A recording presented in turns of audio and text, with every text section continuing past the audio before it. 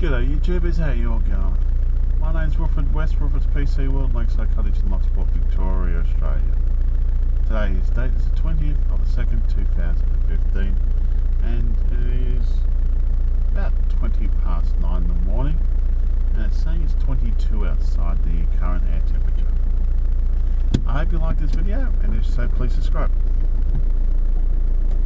Yes, that's correct. But actually, I can still see a few cars though going throughout the CBD, and the Livingston Shire Council, which takes care of a whole chunk of the Capricorn Coast, has just issued a warning to drivers to stay away from the beachfront and not to be enticed to go sightseeing, I guess. So they're really trying to get that message out there to people that that's not the way to go about things, that they should be staying indoors and staying with their family and friends.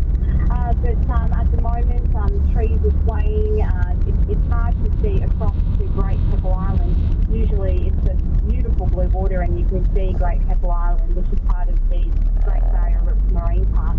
That island will be getting a lot of the cyclone wind and seas at the moment. I know one of the tourism operators there he's very concerned about what the king tide will mean, because he's already lost part of his business to wild weather in the past. So still a few people on Great Keppel Island that will be riding out the cyclone, but thousands more on the Capricorn Coast really feeling the effects of Cyclone Marsha. Yeah, you mentioned the king tide there. Obviously the warning from the Weather Bureau is that the storm surge, which will coincide with the high tide, could reach 2.6 metres above that high tide mark. Obviously extreme concern for those low-lying areas. That's correct. And just to give you an idea, so a lot of the town has been built so close to the beach. That's part of the draw card for it for a lot of people, and there's been quite a population boom here in the past few years. Just in the last 2 years, for example, a lot of modern suburbs have popped up along the coast. So this is a place that many families from Rockhampton or elsewhere have decided to move to because of the idyllic conditions. So there are more people to consider now in big scenarios like this when you have a Category 5 cyclone, and there are more things for the emergency crews to consider as well. So it's been a huge task for them, given that it's escalated and rapidly escalated in hours since this morning, really. That's reporter Marlene Watson there from the Central Queensland coast. As you turn to the ABC's Andrew Gagan, let's stay in Queensland. We're going to Serena in the Mackay region, where an evacuation centre has been set up. The Mayor of the Mackay Regional Council is Deirdre Cumberford, and she joins us on the line. Good morning to you. Good morning, how are you? More to the point, how are you? What's it looking like this morning? Yeah, we've really dodged bullets for Mackay Regional Council area, but while we set up the Serena Cultural Hall as an evacuation centre was to help out our neighbours, Isaac Regional Council, because St Lawrence people, at that time were looking right in the eye of the cyclone. So we had about 55 people from the St Lawrence community come and take refuge in the Serena evacuation centre, so that was good. As I understand, you're on the fringe of the cyclone, but the wind's pretty strong still? No, we've had not much rain, and the wind speeds range of like 67 kilometres at peak. It's really south of us, but we'll all feel the rain over the next few days, there's no doubt about that. But I'm very grateful that it shows it'll cross the Shoalwater Bay South Park. That's the most least populated area. So when you have to have a cyclone crossing the coast next to the side, less populated areas is a better place for it to be. Yeah, I suppose as a mayor, you look into the skies on these types of occasions and hopefully it goes in another direction so you don't have to clean up. Yeah, well, you never want to affect it on your neighbours. That's why you hope it goes somewhere with not much population. But 10 o'clock last night, we're looking at it, big traffic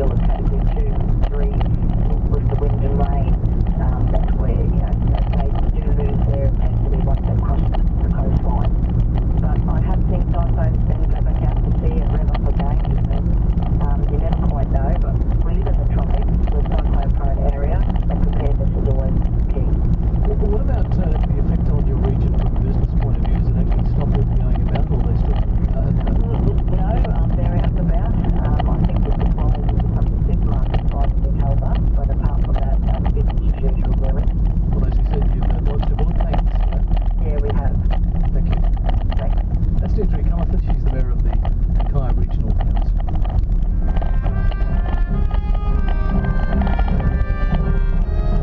This is ABC News Radio. News as it develops.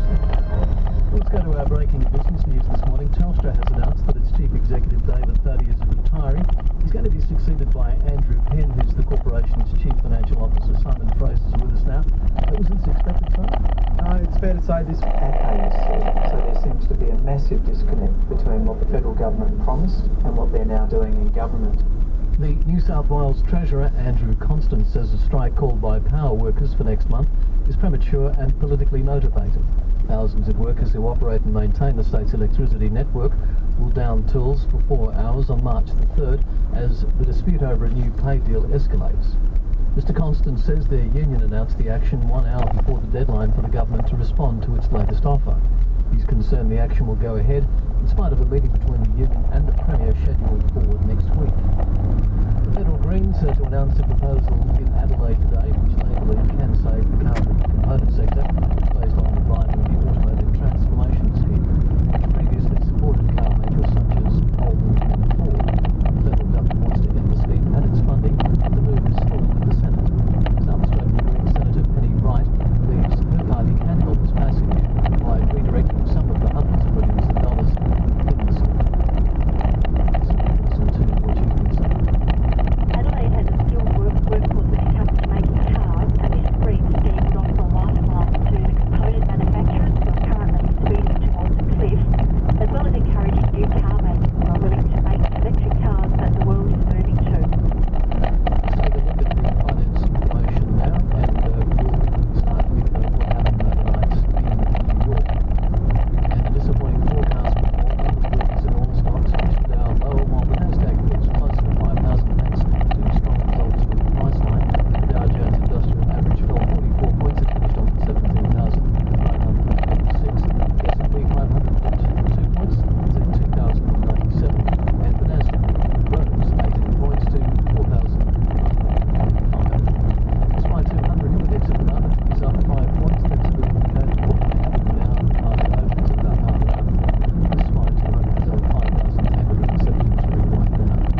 Gold price is down $1.13 US an ounce to $1,205.92. Apple skirts on $61.77. West Texas through $21.70. On Australian dollar at the moment is buying 77.9 US cents, 50.5 British pence.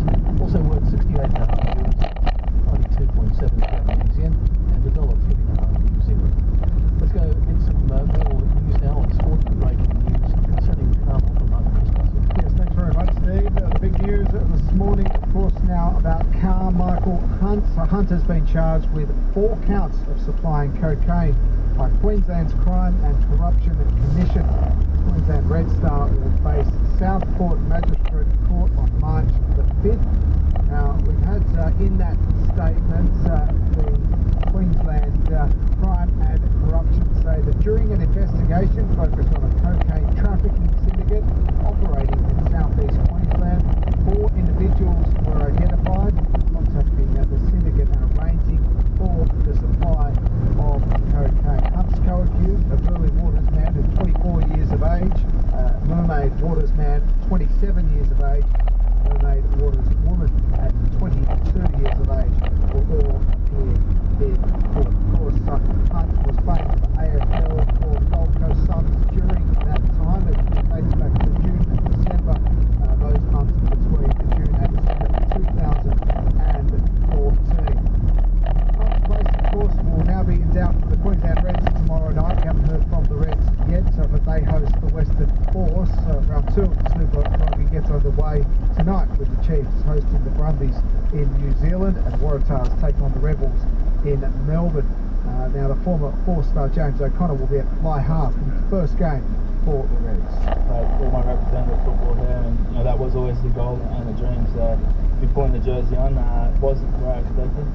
Which has copped the brunt of the storm. There's concern that that would have suffered the most amount of damage. Now, the cyclone Lam did make landfall at 2 a.m. local time, and it has done so with such ferocity. The cyclone force storm has hit the towns of Millen, Nimby, and is still affecting that town at the moment. And the eye of the storm passed straight over Rummagginning. Now, this is a quick bit of background. Rummagginning has a population of about 800 people. It's actually the birthplace of Australian actor David Goldwell. It's where they made the film 10 Canoes. It sits there on the Arafura floodplain, so it's the kind of place that is prone to flooding during a standard wet season, especially now that we've actually had a cyclone category 4 storm. The amount of flooding there can only be expected to be much greater than what this area would normally experience. But it's quite hard to ascertain the extent of the damage in these two places that have copped the brunt of this cyclone 4 storm, because as you mentioned, communications are down to much of the affected communities. Road access is always impassable during this time of year, once again, let alone when you've had a category 4 storm. And of course, with cyclone alarm now affecting much of Arnhem Land, the vast bulk of Arnhem Land, air transport is certainly right now out of the question. It's just a matter of when this cyclone actually will calm down a bit, and maybe they can actually start flying people in and seeing what's happened there. And as I mentioned earlier, it is quite slow moving at about 9 kilometres an hour, so obviously that would be prolonging the danger. Yes, certainly. It's moving towards a southwesterly motion. It's been a storm like they are generally up here that's been difficult to predict. So at least now that it has made landfall, I think things will be a bit easier to predict.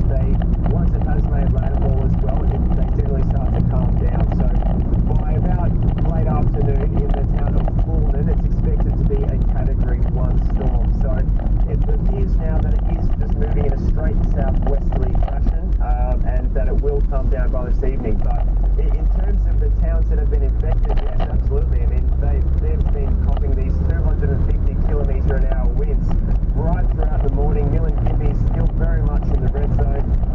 Rummagginning is very far, it's very close to the epicentre of this actual cyclone. But the danger zone affects much of Arnhem Land. As you can probably tell, there's a few wind gusts happening here as well. There's been strong rain throughout the evening, and we are expecting very high tides coming up just shortly. It is due to be high tide up here, so there will be a lot of warnings from police for people to still be safe, even though it has made landfall and we can predict its movements a bit easier. People still should be very wary about what damage may have been inflicted on things like trees, any objects that can fall. Certainly be safe on the roads as well. That's ABC reporter James Oden in the Northern Territory.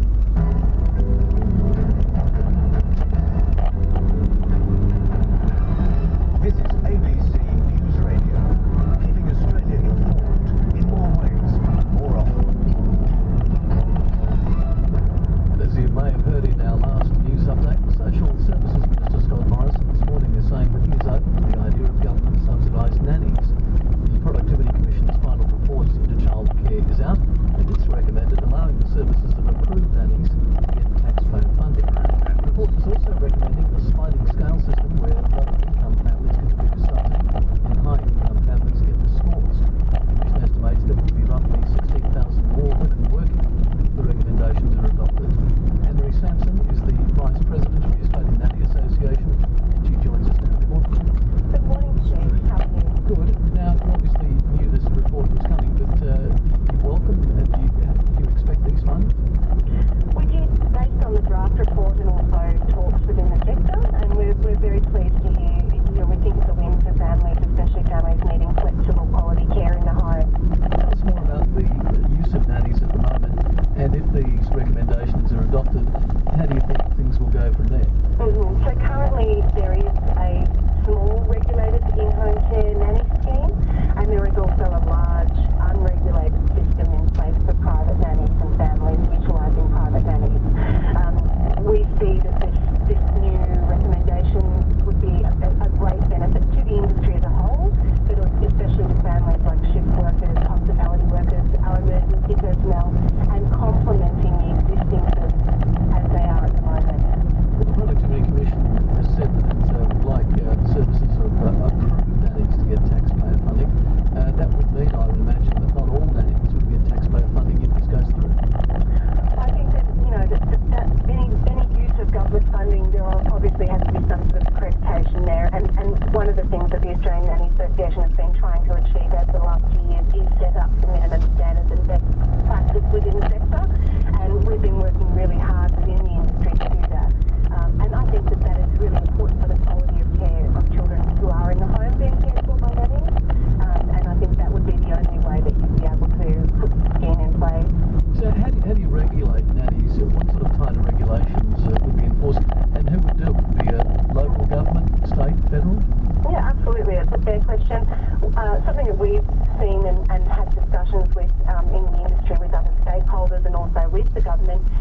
we sit where family daycare was maybe 20, 30 years ago, where that was an unregulated system, and then gradually that system was phased into a regulated funded system.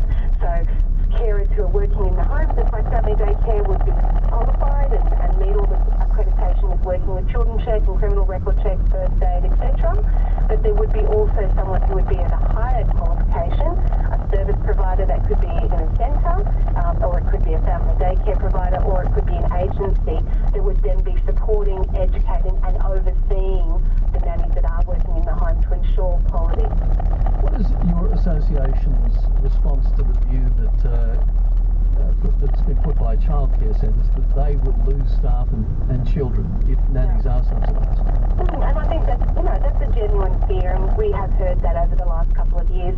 Some of the centre-based sector is in support, and they don't feel that that is going to be a problem, and others have said that. I think that argument is to do with the funding, and we all know that there's not enough funding or money in childcare is very expensive. But in regards to staffing, currently there's 30,000 nannies who have put down as their profession, the career nannies, under the ABS, the Australian Bureau of Statistics. So we don't feel that there's going to be a big pull from the early childhood sector to suddenly become a nanny. And usually when you go and get your childcare qualification, you want to work in a centre. And because there's already an existing pool of nannies, we feel that those nannies will then slip into these roles. And what about the expectations as far as the timeline is concerned? If all goes well, the government says, let's go ahead with this. When do you think that this new regime may come in? Well, I think it needs to be quicker than later, because it's the demand is there now and the need for families to have this is now, but it's going to have to be looked at very thoroughly with lots of consulting within the whole early childhood sector to make sure it's done right the first time. Right. And I suspect probably 12 months to 2 years maximum. All right, we'll have to leave it there. Anne-Marie Sampson.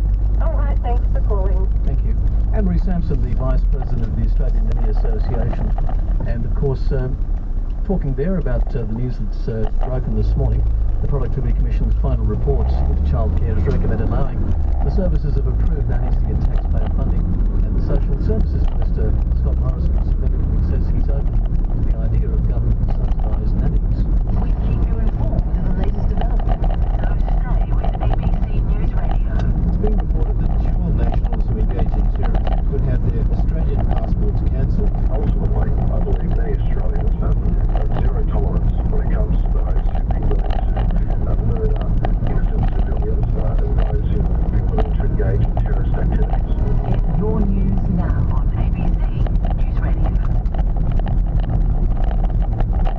And we've got a couple of seconds now before we go to the news update. Tell you that severe tropical cyclone Marcia is now crossing the Queensland coast, causing destructive winds, heavy rain, dangerous storm surges, and severe tropical cyclone Marcia that's generating destructive winds and heavy rain over the top end. Troughs are triggering storms over inland Queensland, New South Wales and WA as a result. That's the overview of the weather coming up right now. The latest from Queensland and the Northern Territory on those cyclones, and we'll have the latest weather forecast for you in around about 10 minutes. It's 10 o'clock Eastern Daylight Time, 9:30 in South Australia. It's 9 o'clock in Queensland, 8:30 in the Northern Territory, and 7 o'clock in WA. ABC News Radio.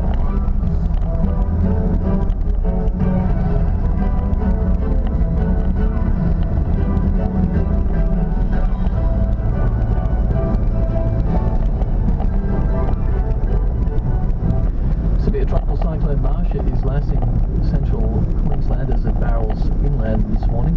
We've got the latest coming from Queensland for us now. We can take this report from Meg Patel. Forecasters knew Cyclone Marcia was on its way, but no one predicted it would intensify to a severe Category 5 storm or do so quickly. The monster storm made landfall near Shoalwater Bay just before 8 o'clock local time, bearing damaging wind gusts up to 285 kilometres an hour. Residents in Yeppoon and low-lying coastal areas were told to evacuate their homes overnight. The Premier Anastasia Palaszczuk says those who didn't are advised it's now too dangerous to relocate. We are really concerned this cyclone is going through populated areas of Queensland. Families' lives are at risk. The system is tracking for Rockhampton, where it's expected to pass over as a Category 3 later today. Peter Jeffrey from Queensland Fire and Emergency Service says residents need to take notice of all of the warnings from authorities. The wind and rain are now starting to impact, particularly on Yeppoon, and so the Premier's message, and that was followed up with the Police Commissioner's message about now's the time to make safe and to protect those with you. And so it's essentially brace, brace, brace as we go into the impacts of the cyclone. And as this cyclone continues to track south, the effects will also be increasingly felt by Rockhampton next. The resort island Great Keppel is about 15 kilometres off the coast of Yeppoon. Operator Sian Appleton says they're bracing for serious damage. We've lost a lot of sand. The erosion's been fairly heavy, but like I say, 2 hours ago, so it's going to get a lot heavier. I think we'll lose probably 3 cabins and maybe some of the Stro area. The entire town of St Lawrence, south of Mackay, has been asked to evacuate. Senior Constable Matthew McKinnon says people gathered in an evacuation centre were transferred to nearby Serena overnight. He says there were concerns the shelter of the Rolls Club wouldn't be strong enough. As a result of cyclone reaching the Category 5, the information received was that those people were required to vacate that area, and the town was also requested to vacate. The federal member for Capricornia, Michelle Landry, says she's updated the Prime Minister about the cyclone. Tony has, for me to keep him updated throughout the day. So I certainly will be doing that. After the cyclone has hit, the councils and the emergency workers and police will go out and assess the damage.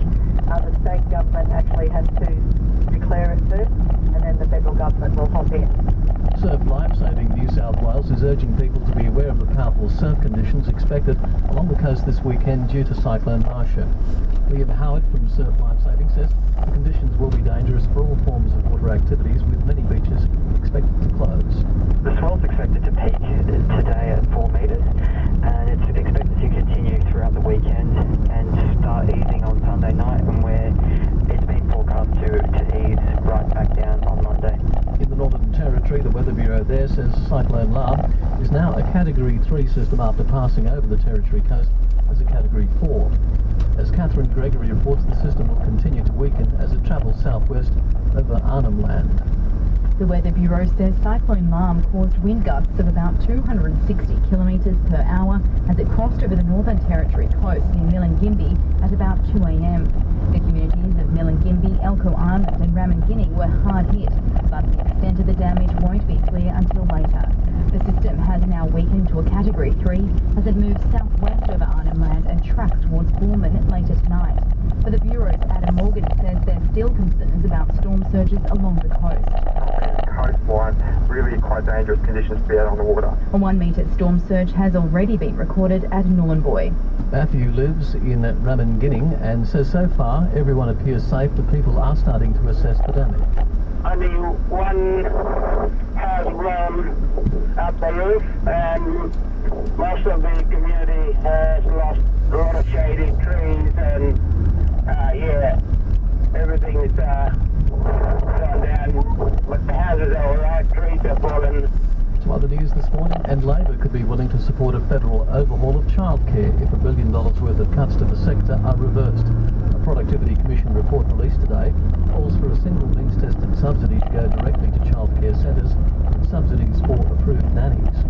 Childcare fees would be subsidised by at least 20%, with families earning less than $60,000 getting an 85% subsidy. The Social Services Minister Scott Morrison is considering the report. Labor's Mark Butler says the opposition is open to working with the government and plans to meet Mr Morrison next week. We are willing to talk with the government about the report. We do want to see the report before we do that, but we also want the government to put some bona fides on the table by reinstating the $1 billion in cuts that it's made to childcare through its budget. The Indonesian justice official in charge of transferring 2 Australians due to be executed will visit their Bali jail today to discuss arrangements for the transfer. Indonesia correspondent George Roberts is in Bali. Andrew Chan and Myron Sukumaran were scheduled to be sent from Bali to Nusa Kambangan Island prison this week in preparation for their execution. That's now been delayed. that today the head of the Bali Prosecutor's Office, Momok Bambang Samiarso, is to visit Kerobokan Prison where the 2 members of the Bali 9 drug smuggling group are being held. The governor of the prison says he'll have a meeting with Mr Momok to discuss arrangements for the transfer of the 2 Australians. The Bali police chief says there's a team of elite police on standby to provide security, but it's unclear when it will go ahead. George Roberts, ABC News, Bali. Let's go to Brisbane now, where the new Labor Premier Anastasia Palaszczuk is giving an update on the progress of Cyclone Marcia. That the storm surge that was predicted to be at 2.6 metres above the high tide is now forecast to be 3 metres above the high water tide. There are 16,000 people around the Yeppoon and surrounding coastal areas. We want everyone to be safe. As I said previously, safety is paramount. We have heard reports that there are still people driving around on the roads in these communities. You are putting your lives and others at risk. Please stop driving, return to your homes immediately. This is a serious situation. I want everyone to be... My name's Wilfred West, Wilfred's PC World, Lakeside Cottage in Loch Sport, Victoria, Australia, signing off. Thank you for watching my videos, and all comments are welcome. And you all have a great day now.